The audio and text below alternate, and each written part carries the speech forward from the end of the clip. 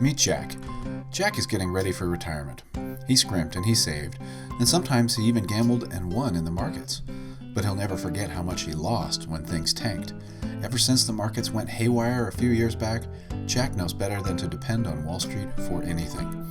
He figures the music's going to stop someday, and when it does, he wants his money to be safe.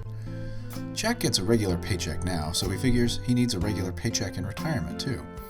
He sets out to turn some of his savings into an income that he can depend on. He also wants to keep his money safe so it'll grow and last as long as he needs it.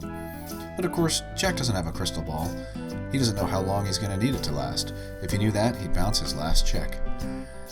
But he calls around, trying to figure out how to ensure that he won't run out of money. His stockbroker says you can take out 4% per year safely. Well, then he reads up on this so-called 4% rule and learns that the new safe withdrawal rate is really more like 2% per year.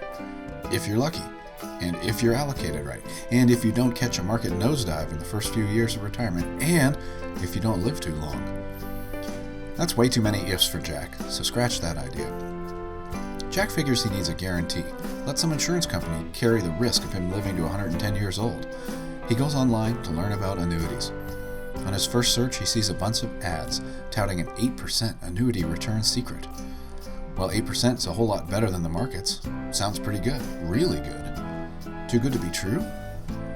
He watches some videos. He tries to figure it out, and the videos are just confusing, so he calls in for more information. But the more he digs, the more confused he gets. What started out as an 8% annuity return secret turns out to be anything but an 8% return on his money. In fact, what's really guaranteed is just about zero. Sure, there's income, but what about the growth? Where'd that 8% go? Maybe that's the big secret. No matter what questions he asks the guys behind this 8% secret annuity, it seems that all their answers point to the same contract.